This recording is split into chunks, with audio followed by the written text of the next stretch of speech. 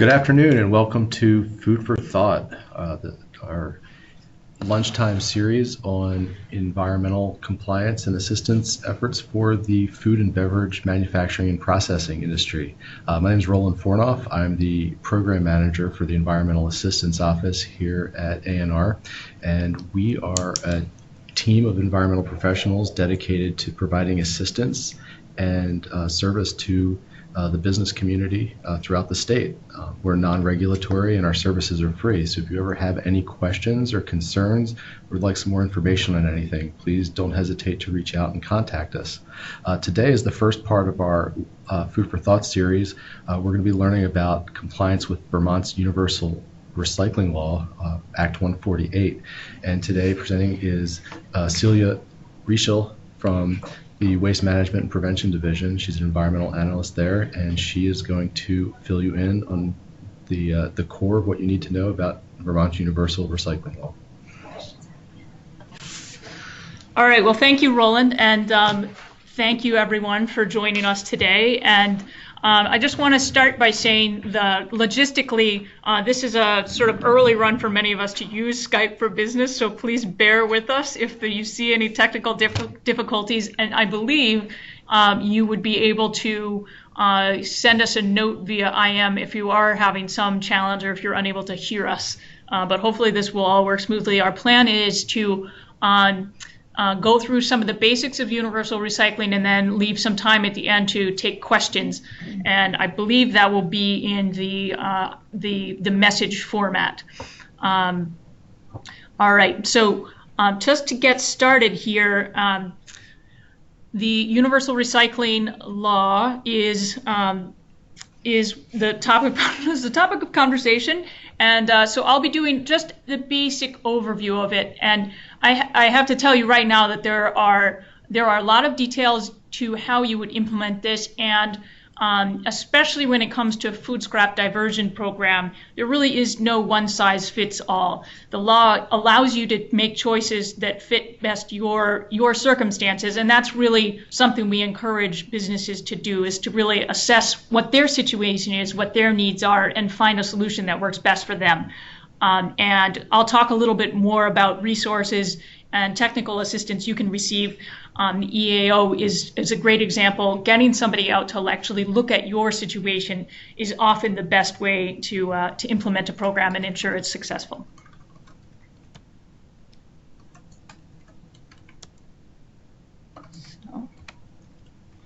All right, so just to cover the very basics of the Universal Recycling Law.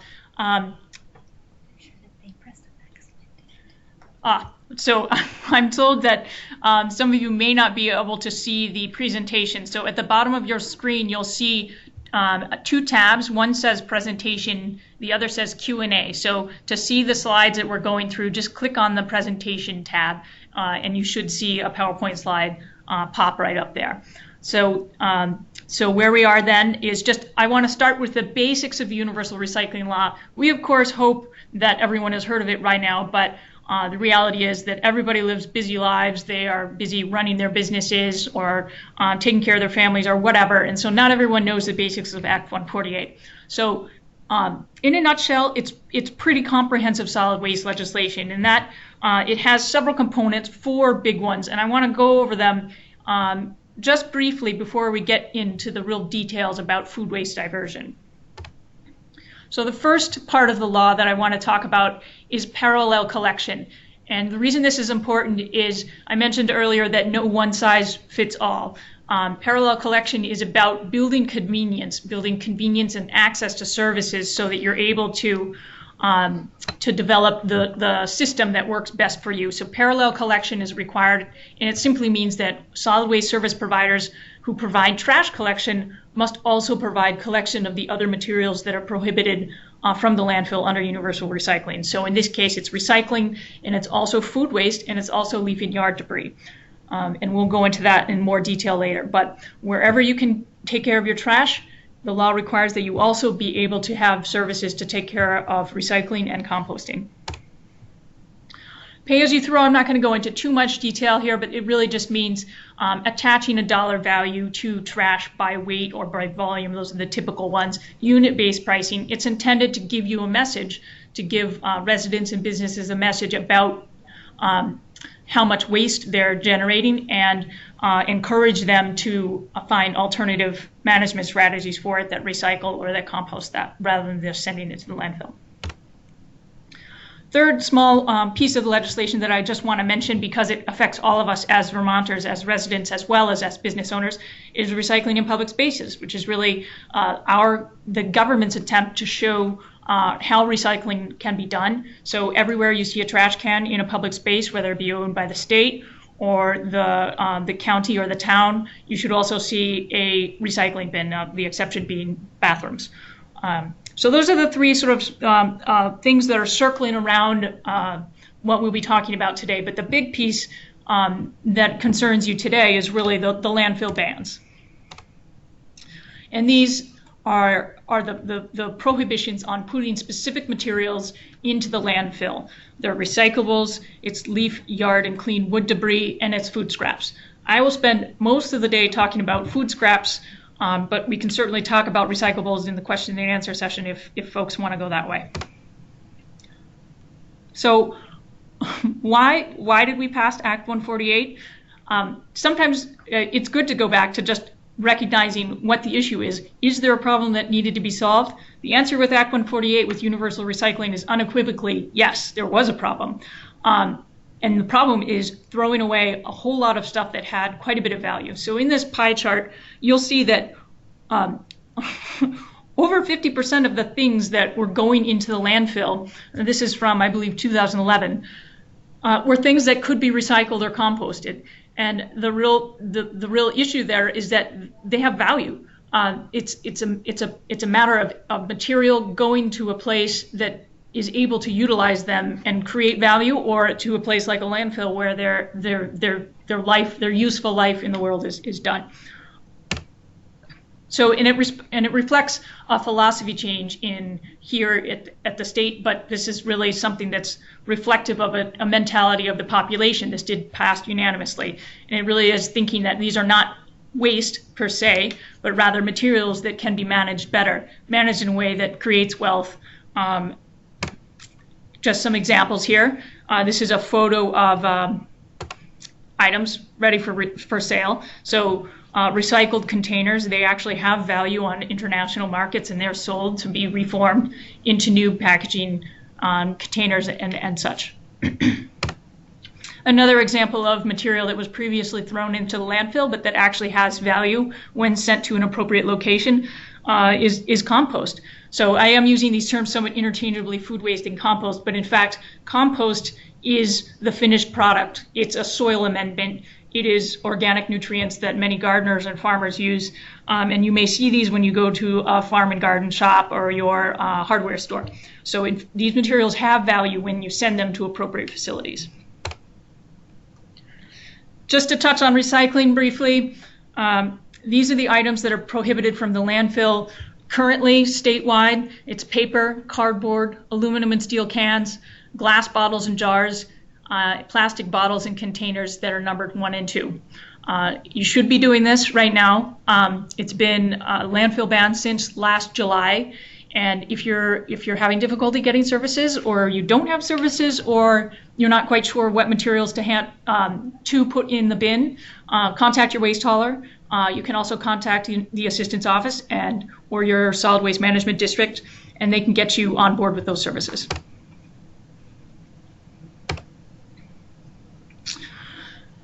So I always hesitate to put a chart up because it can sometimes cause eyeballs to glaze over a little bit, but I think that it is actually helpful here to talk about universal recycling because it implemented a phased-in rollout, and that was really reflective of the fact that this does represent some big changes. Vermont is a state that has waste services largely provided by private businesses, private facilities, or private waste haulers.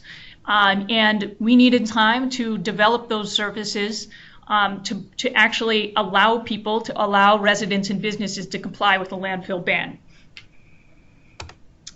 So landfill ban, you'll see on the right-hand side of this chart, you'll see that it generally comes after requirements for facilities or haulers to provide collection services for those materials.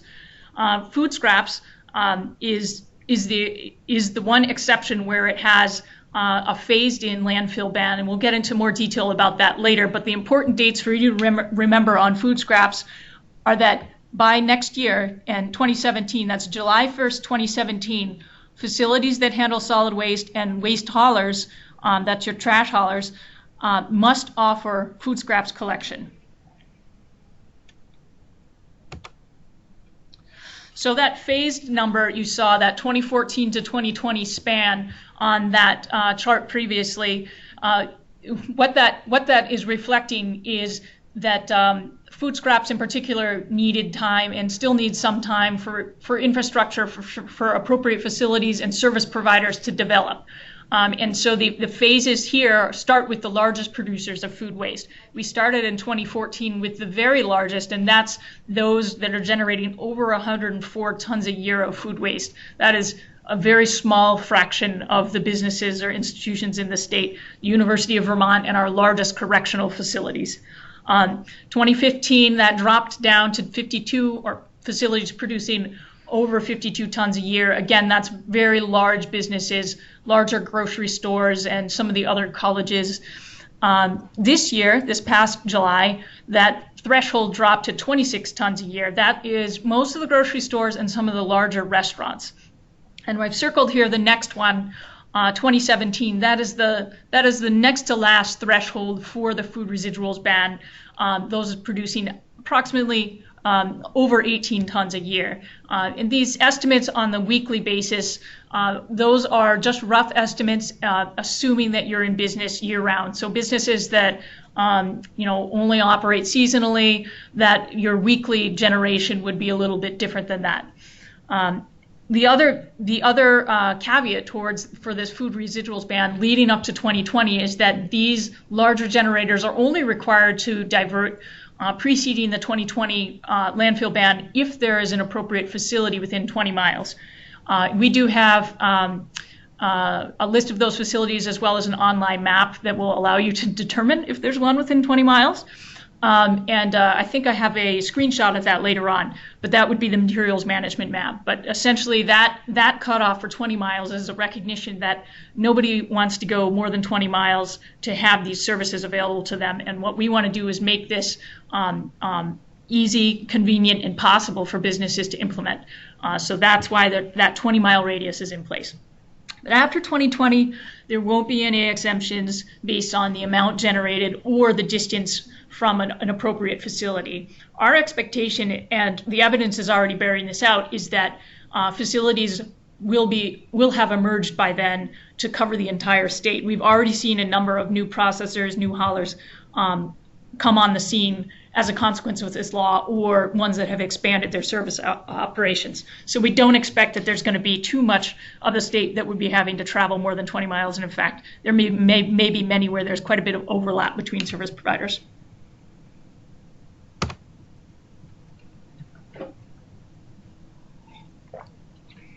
So before we get into too much further down the road here, I actually want to bring up the term food residual, which is actually the term in the law. We use food scrap because it's a little bit easier, but in fact the term is food residual, and many of you may be wondering, what do I have to actually keep out of the trash? What do I have to compost or send to another place, or what can I put in the trash? So I have pulled out most of the definition here. And so it's source separated, uncontaminated material that is derived from processing or discarded food that is recyclable. This includes pre-consumer and post-consumer food scraps. That's a little bit of a mouthful, so let's go through it. So source separated. That basically means you need to keep the material separate at your facility. Don't expect somebody else to sort it out for you later. And frankly, it's a lot more efficient and easier for you to keep these things separate as you produce them, rather than trying to do it later. Uncontaminated means you don't want it to be mixed in with other things. Contaminants would be anything that's not decomposable. big items that are often showing up in that are often contaminants in food waste or food residual bins would be plastic packaging, PLU stickers, coated paper products, that is plastic coated paper products, as well as some of those smaller service items like condiment packets, caps, cutlery, those sorts of things. We can talk a little bit more about how you might keep that out of there, but it is important to keep this material uncontaminated. And pre-consumer, that is, as it sounds, stuff that has not been served to the public. This is usually food prep scraps, but it could also be things that have been spoiled, misorders, processing waste, those sorts of things. Post-consumer is, as it sounds, it would be plate waste if you're serving restaurant, or if you're serving patrons at a restaurant or something of that sort. That would be food coming back that's already been served.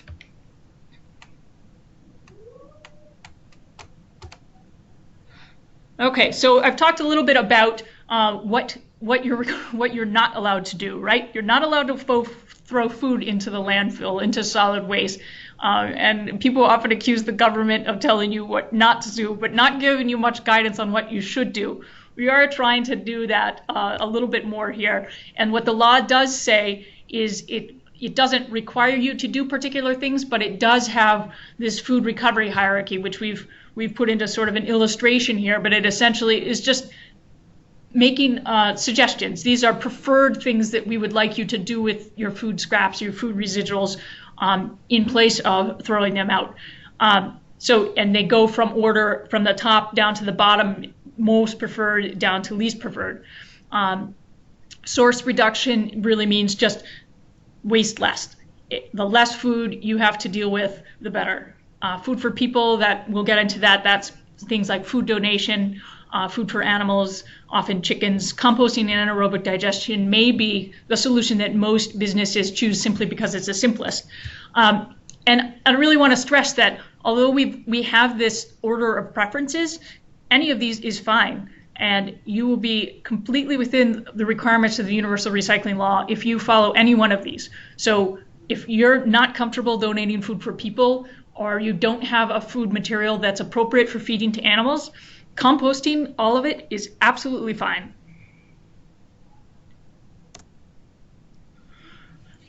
So I'm going to start just going down a few of the first two rungs, really, of the food recovery hierarchy. And then I'm going to pause to go through how you might implement a system, and then I'll pick up the next two, food for animals, composting, and anaerobic digestion. So hopefully you'll bear with me as I jump around a little bit. But I do want to start with these first two because they really are the most critical. And waste reduction, I guess I didn't make a pretty slide for that one, but it goes without saying that a lot of food is wasted that doesn't need to be. And before you go into implementing a system to divert your food waste to an appropriate facility, the first step is to just reduce the amount of food waste that you need to do something with. And so these stats are actually just taken from national data. And this is something that's become more of a national conversation. And that's really showing that we produce a lot of food that never gets eaten in the US. So that's about 40% of the food that's produced in the US goes uneaten. Of that 40%, about 90% is wasted. That means it's going to the landfill. And 10% is rescued. And what rescued means really is food to people. Now, not all of that 40% of food that goes uneaten is appropriate for people, but absolutely we could be increasing the food rescue. And Vermont has seen exactly that with the implementation of Act 148. And as those larger producers of food waste have gotten on board with food diversion programs, we've seen a significant uptick in the amount of food that's been donated for charitable purposes in Vermont. And that's been a really undersung success story of universal recycling law to date. And I just pulled up a few pictures. So Sodexo and Panera Bread there, and that's Salvation Farms in the back with the bins of potatoes. But food donation really is something that we strongly encourage. If you have a food waste product that is, or I should say a wasted food product that is appropriate for food donation, we really encourage you to do it. There are tax benefits for it, and there's liability protection. If you're not sure about how to donate food, we do have guidance on food donation. basically it cannot be things that have already been served. And it has to have been handled in a way that would be appropriate for human consumption. So not all of the food residuals that are coming out of your operation would be appropriate for this, but those that are, we really encourage you to consider. And I believe that the Assistance Office can make available or point you in the direction of guidance for food donation, which will kind of walk you through the steps and the appropriate storage requirements, temperature requirements for food donation.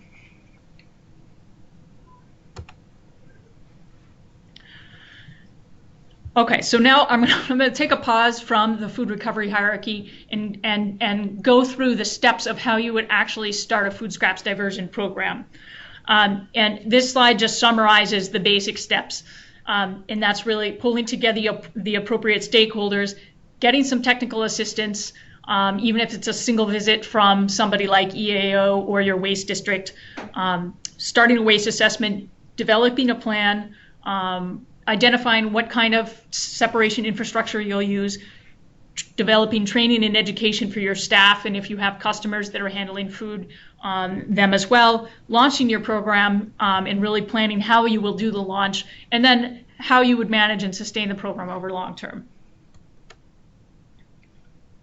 So key stakeholders really is the critical first step.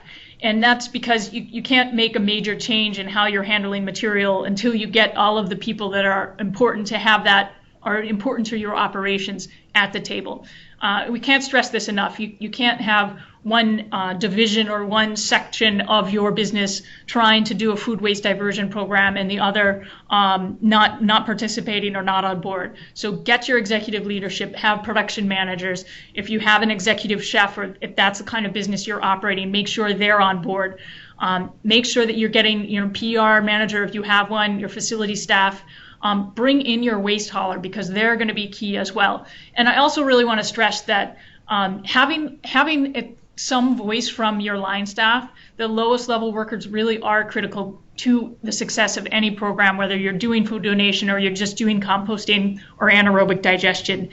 Those are the people that are actually going to be doing the work of separating food, of keeping a clean stream, hauling carts, cleaning them. They need to be on board. So make sure that they're part of this conversation. And it's also really important to bring in technical assistance early, and this will help you shape that conversation with those critical key stakeholders. So I mentioned this a couple times, the solid waste management entities are a golden resource. They are, and I'll have their contact information at the end of the slides, but it's 802recycles.com. If you want to go there, you can just find your town, and you'll be able to go right to their website. But these entities are groups of towns. They may be districts or alliances, a few independent towns, but they have staff. They know this stuff. They know the service providers in your area, and they can come help you. And many of them are already out in the community, visiting businesses, visiting schools, visiting institutions. So if you haven't seen them yet, give them a call. I'm sure they'll be happy to help you. There are some other tools and resources that are available. So the EPA Food Recovery Challenge is a great tool. That's something, it's a national program, but there are a number of big food service companies that are part of that already in Vermont. So I encourage you to take a look at that. Our Agency of Natural Resources can help as well. And there are actually a number of private businesses and nonprofits that are cropping up to provide assistance to businesses to really streamline their waste diversion, be it food or recycling. I've just listed a few here, but there really are quite a few, and that's really representative of the fact that this is a growing field, and that businesses, many big businesses, are really realizing that more sustainable materials management actually makes a lot of economic sense for them as well. So regardless of who you're working with, they'll probably start you with a waste assessment, right? You can't start making changes if you don't know where you are right now. And any waste assessment is going to look at basics like what is thrown out, where is food waste generated, what are the sources of food waste, and that could be pre-consumer food scraps, it could be plate scrapings if you're a restaurant, it could be off-spec batches of things, over ordering, stuff that has If you have issues with your supply chain, that might be a big source of food waste, but identify what those sources are. Then you'll probably want to measure how much waste you're generating, and that will come into being able to measure progress later on. Look at what your current waste collection costs are. And that's especially important because many businesses have found that as they're able to renegotiate waste contracts, especially if they're reducing significantly the volume of trash they're producing, they can save money. Now, that's not a guarantee, but that's definitely something that can happen. And looking carefully at your waste services and your trash contracts and renegotiating where you're able to is in a critical piece of any program. And lastly, I just want to mention that it's often good to take a look at how your recycling program is going. Most businesses, or we hope all businesses, are recycling at this point, and it's a good indicator of how your food scraps collection and diversion program might go. So if you're having issues with contamination or confusion at bins or collection problems with your recycling program, this is a good time to try to rectify those as well. If it's going well, then that means try to replicate some of those aspects of the program that's making it successful. So once you've done an assessment of where you are, then you really want to get to the meat of the matter, which is planning what you'll do. I can't stress enough how important it is to define roles here. So even if you've pulled in all of your stakeholders to develop this plan, to do this assessment, you actually, it can't totally be a democracy. You actually need to have a leader and individual responsibility for specific things. And this is because the things can fall through the cracks.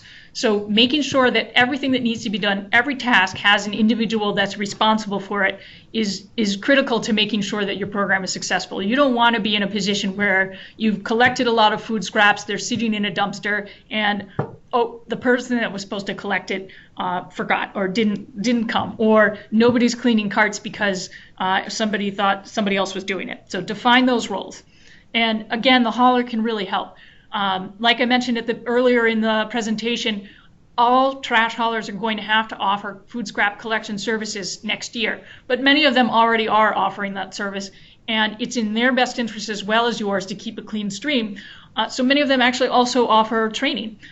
There are some organics only haulers in the state, and we do have a list of those haulers on our website that you can go and pull up. Your solid waste district will know who's offering those services as well.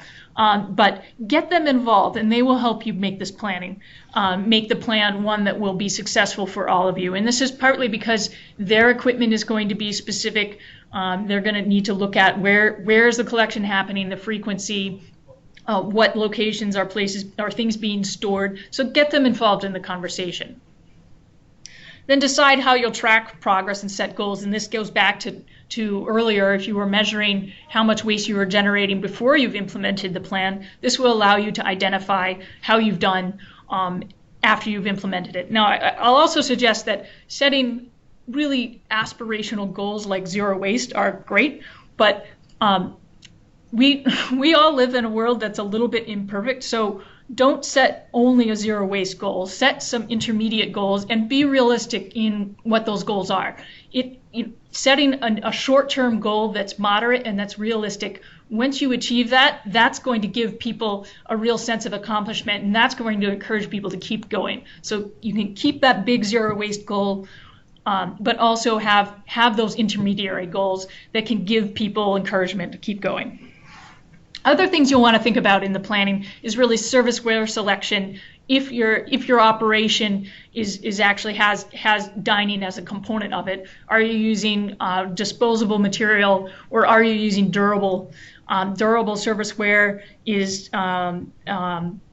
has some advantages, and disposable has some advantages, and some of those will come down to where's the material going. If you are taking it to a composter, you need to know what they accept, and if they accept disposables, or if they accept compostable serviceware, that's a conversation you would need to have about what types specifically. But anyway, so you plan that, and then really once you've considered some of those things, create a plan. And we really always suggest having a phased-in implementation. start with stuff that's going to be easy, and kitchen prep waste is often the best place. It's the back of the house, it's your staff members, you train them, there's fewer of them. That's obviously often the easiest place to start. And then once you have that under control, then you can progress to other areas. The front of the house, if your operation includes that, is going to be the most difficult place to operate a food waste diversion. Simply because it's a lot of different people coming in, the public, they may not know what you're doing. So save that for after you get your feet on the ground with back of the house diversion. And lastly, really identify intermediate points where you'll look back and you'll assess how you're doing. So I mentioned it earlier, and here it is. This is a screenshot of our materials management map. And so if many of you are wondering where you might collect or find resources, find services, this is a map of all of the known food management facilities in the state, as well as recycling centers. So recycling centers are the little recycling symbol. Food scrap or organics waste management facilities are the little apple core. You'll see I've clicked on one here. This is Cookeville Compost, and that just tells you a little bit of information about the material they accept. You will also see these little purple apple symbols, and those are food donation centers, food shelves, and the like. So again, this just gives you an idea of the geography of resources in your area. And I guess I would be negligent to not mention the little forks. Those are food scrap generators, so many of you may be represented here. You'll see if you click on yourself on the fork where you're listed, an estimate of the food scrap generation, and I have to caution you that that's a very rough estimate, and we can go into the details of how we've estimated those, but the use there is really to show where generators are. I wouldn't say that the estimates are they're estimates, so I'll leave it at that.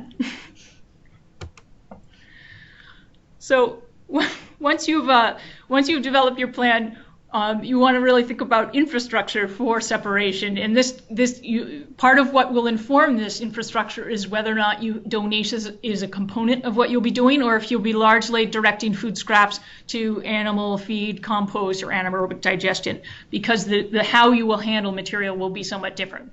For food donation, what you really want to look at is safe handling and storage. And this means often, do you have refrigerator capacity to store material between pickups? And how frequently are you getting the material picked up? I've heard of a lot of businesses that have volunteers do the pickup, and that can work really well until the volunteer doesn't show up. And so making sure that you have an arrangement that's really clear and understood by all parties about the frequency of pickup will help save a lot of headaches with food donation. For animal feed, compost, anaerobic digestion, although there's some variation, largely what you'll be looking at is sort stations, and this is for both back of the house as well as front of the house if you have it. Are you using bins or carts, and what size? What kind of serviceware are you using? What's the frequency of pickup? Where are you storing this material? You need to think about all of that. Some of these carts and bins can take space. They can also weigh quite a bit when they're full of food scraps. So really considering what you're going to do with this stuff, where are the collection areas? Are you able to clean the collection carts that you're using inside your facility? In talking with your waste hauler about whether or not they're able to clean the collection containers that you might be keeping outside of your facility. Those are all important conversations to have and things to really set before you launch your program. And then at the bottom here, I put signage. Maybe it should be at the top, because signage really is critical regardless of what you plan to do with things. You need to make sure that it's clearly labeled so that everyone that encounters that cart or that bin or that location or that box, what have you, so they understand what's going on there.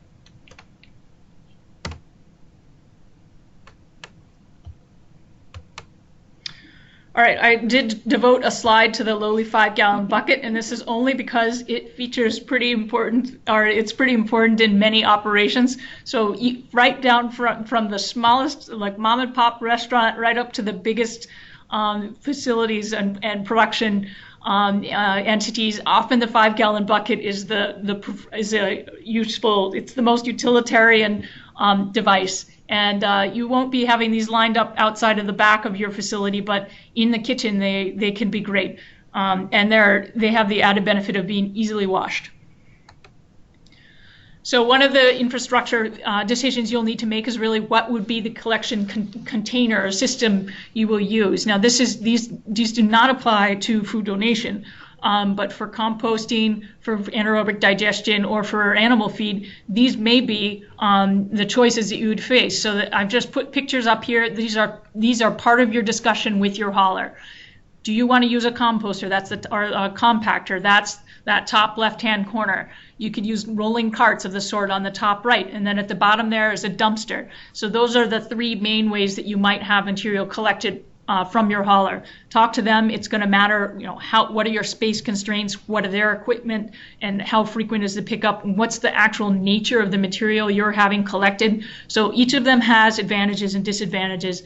And so some may be right for some businesses and others may be better suited for other types of material streams. So a key component, regardless of what you're doing with the material, is training and education. And this is something we can't emphasize enough.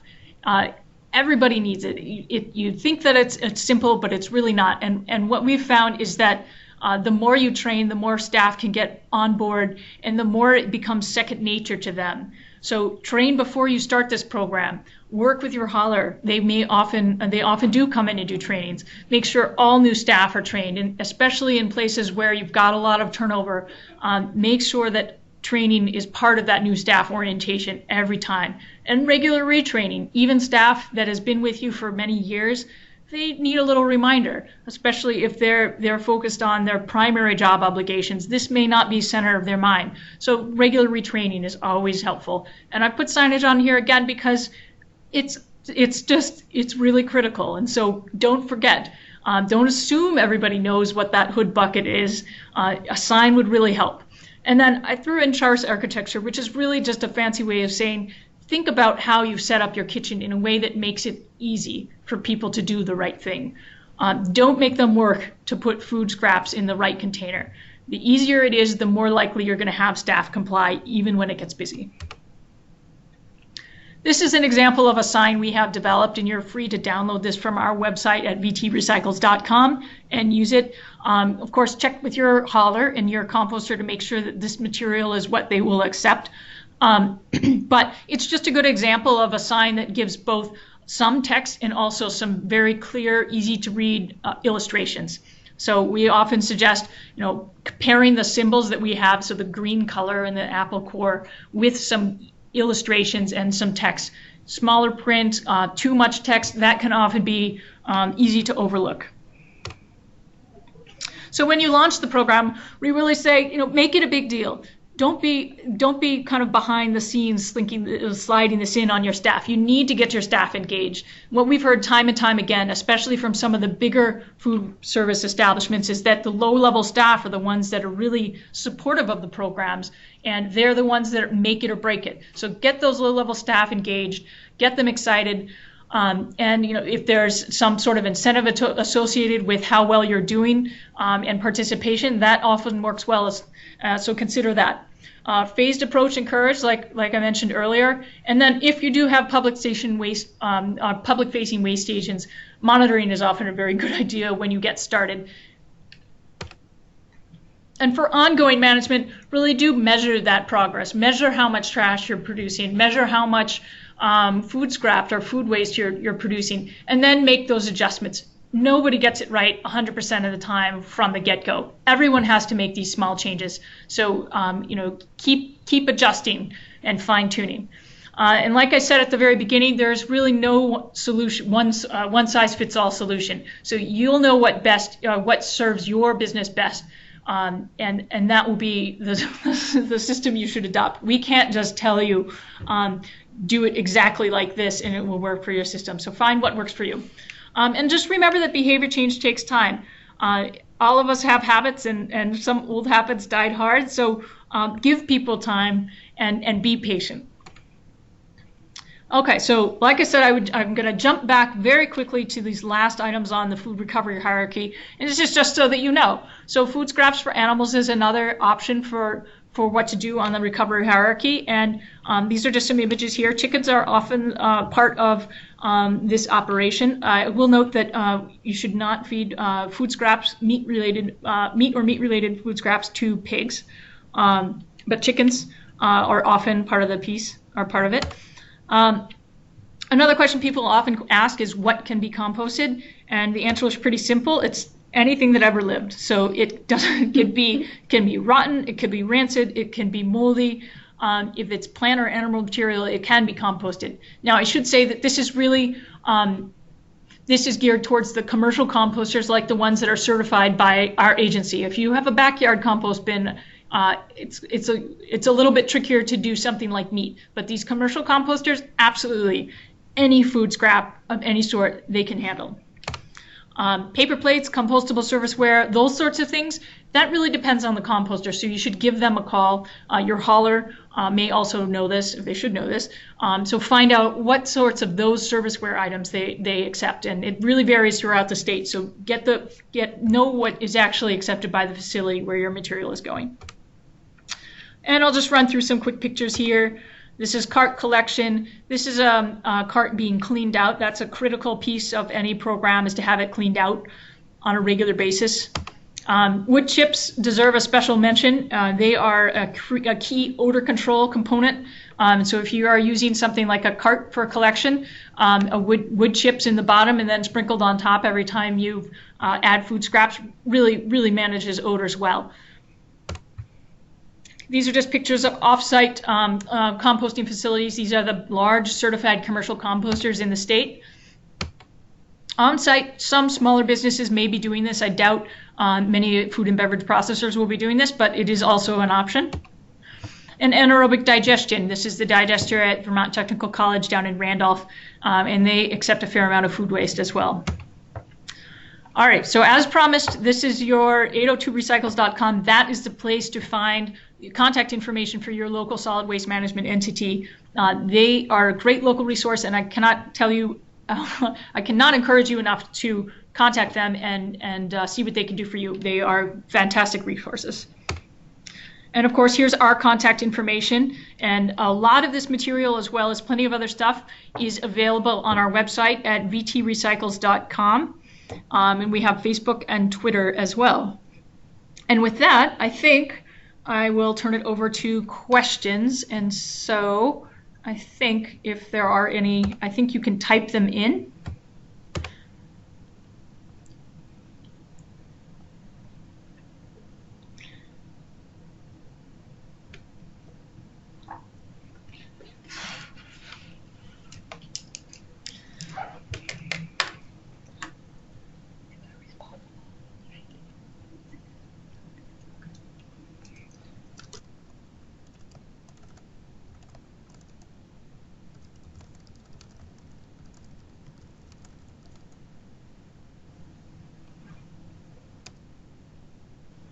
And I also just want to remind you that the Environmental Assistance Office website is eaovt.org. And on there, we have also made a page under the Compliance Assistance left navigation with a lot of great resources, a lot of what Celia has talked about today, and then some additional ones that we have put together. So check out our webpage too, and if you need assistance, feel free to contact us. Like Roland said previously, we are a non-regulatory group. We're confidential, so we're a great resource for that.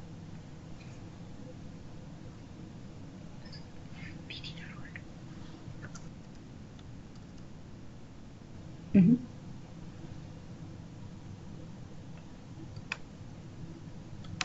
All right, it looks like there are no questions today.